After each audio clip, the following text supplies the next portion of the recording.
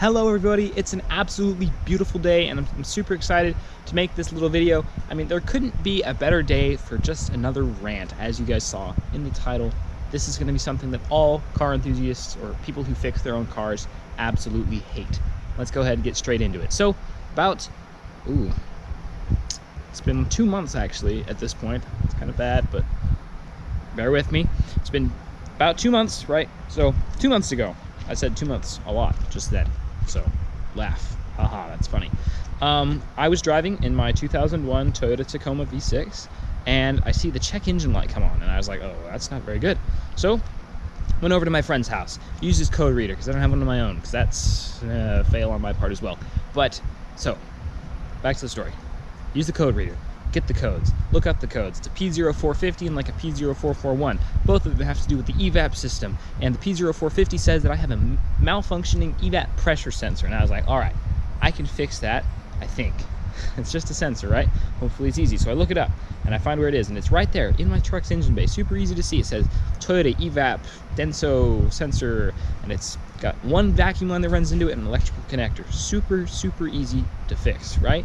So I was like, all right, I can fix this. So I went online and I looked up and they were like, oh, well, most of the time it's not the sensor, or sensors are really expensive. And I was like, really, they're that expensive? So I looked up how expensive they are. And online, yeah, they're pretty expensive. And you know why?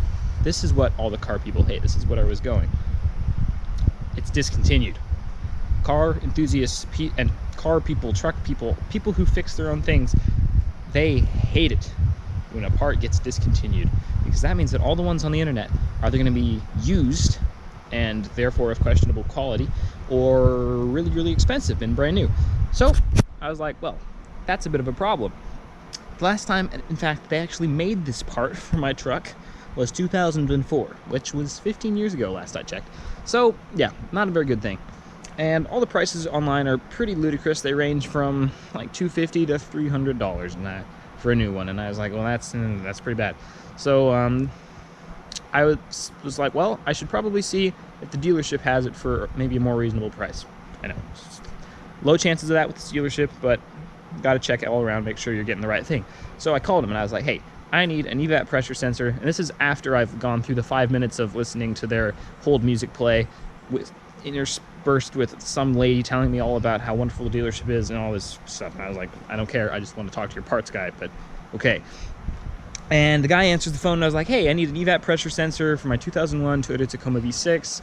And could you tell me how much that would be? And, you know, all that good stuff. And he's like, well, let me see. Well, it's a special order part. We'd have to order it from one of our distribution centers. And that would be $350.56 or something like that. I was like, why are there like 56 extra cents thrown on there? Why can't you just have like a normal dollar price? But okay. Whatever. And I was like, thank you, sir, that's all the information I need right now. And I hung up, and I will never be calling for him for parts again unless I have another situation like this. Anyway, not buying the evap sensor from him because I found it online for cheaper. So went online and looked at it, and it was still $250. And I was like, dang, there's got to be a better place to get this. So I went and did some more research, and fortunately there are some wonderful people on the internet who've had the same problem as me, seeing that the part was discontinued. And even like 10 years ago people were having problems finding this part. So thank goodness I was able to find one at all. And they were like, hey, Toyota actually used pretty much the exact same sensor in a lot of their vehicles at this time. So you can get a very similar one from a Tundra or Camry or even a Lexus LS300 or something like that, and it'll still work on your truck. And I was like, hey, that's pretty cool. So I went and looked, and I was able to find a Tundra sensor with the exact part number that everyone was saying worked on their Tacoma V6, and it was $25 cheaper. And I was like, you know what, I'm gonna save 25 bucks. That's pretty awesome. So went ahead and ordered that part. It's coming. I'm really excited about that. But that's, yeah, pretty much my story of the epic part search. I definitely wasn't as diligent as I could have been looking for this part, but there are some extra things that I want to tell you guys about what I had to do to get to the point where I was ready to order the part. So if you look up how to fix a P0450 code, you get all these videos. And in these videos, the guys are all like, oh yeah, you want to make sure that it's not just something else, so you don't replace that expensive sensor, and then it turns out that something else was actually the problem. So I had to check all the wiring that go into the sensor, making sure that it was providing power, and that there was continuity and good ground and all that stuff with the wiring, making sure it all works before I actually tested the sensor, and everything pointed to the sensor being the problem. So through all that work, I was able to pinpoint the sensor as the culprit, hopefully. Maybe I did it wrong, hoping that I did not. So that was one thing. Another thing, funny story, this is going to be your comedy part of the video, I guess. I go to Advance Auto Parts to get some oil, because all the cars my family has need oil right now, or within the next month or so they need an oil change.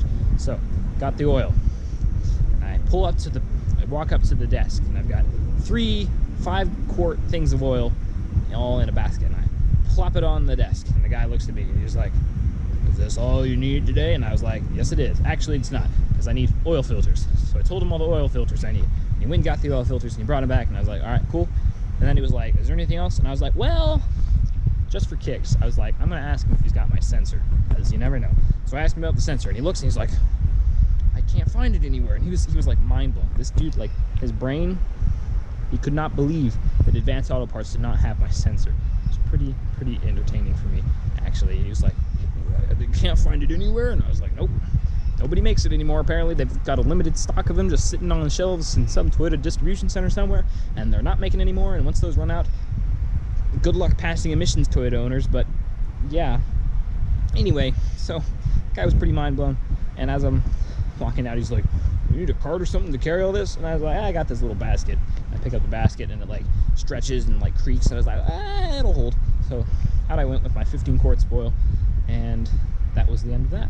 So hope you guys found that story a little bit funny, and now you understand a little more about why car people hate it when automakers discontinue parts.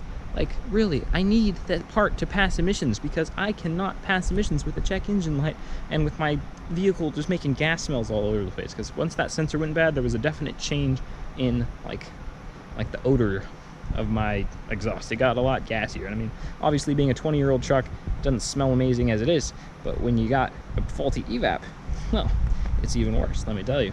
So yeah, that's my epic story of the HUD for the missing part, and why I'm talking in a British accent. That's kind of weird.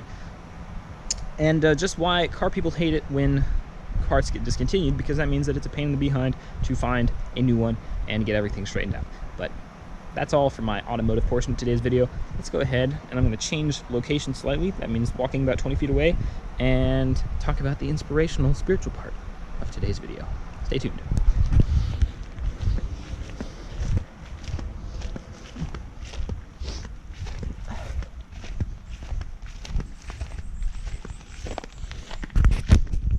Hey, now you get to look at a different part of the fence. So today, or this week actually, I've been reading in Acts again, and something that really stood out to me was the story in Acts chapter 20 about this guy named Eutychus, something like that. Anyway, Paul was preaching a sermon to the people in a church, and up way high in one of the windows, this guy was sitting there listening, named Eutychus. I'm just going to call him Eutychus for the rest of the video for continuity's sake. Anyway, he's sitting up there, and Paul preaches until midnight. And so around midnight, Eutychus falls asleep and falls out of the window, like the equivalent of like 3 stories, and dies. Or at least everyone thinks he's dead. And Paul tells him not to worry, that there's still life in him, and he ends up being fine. And then Paul proceeds to preach until the morning. So a couple things that I actually took away from this that I thought were really cool. First of all, the fact that Paul was preaching for so long and still the people were there listening to him. That was pretty interesting to me. That's a significant amount of time preaching a sermon all the way, like literally all night long.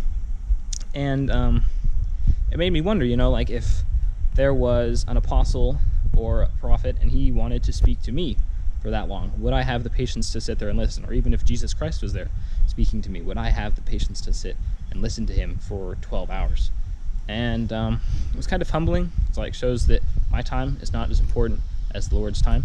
And then also the fact that Eutychus was able to be resurrected and still live despite falling so far shows that even though he fell asleep, he wasn't as attentive and as awake as he could have been. Despite his faults, he was able to get another chance, and his life did not end with him falling out the window. Now obviously, if we fall out a 3rd-story window, that doesn't mean that we're necessarily going to be resurrected, but it does mean that when we make mistakes, when we don't prioritize the Lord as much as we should, we can still have hope. We can still find our way back to him. He always wants to let us in. He loves us so much, and I'm really grateful for the example that I had of that in the scriptures. sorry that I wasn't looking at you guys the whole time. I'm watching the counter go up on my little timer for some reason, just because it's fun to watch the numbers count up, I guess. But I hope you guys enjoyed this video. Thought it was inspirational, fun, exciting, interesting. Maybe you enjoyed my story and my rant. I'm going to leave it pretty uncut so you guys can see all the glory of me trying to process my information and thoughts and relay it to you in a good video. But that's all I got for you guys. Make sure you share it with all your friends if you want them to learn more about the wonderful world of automotive part hunting. That's all. Peace out.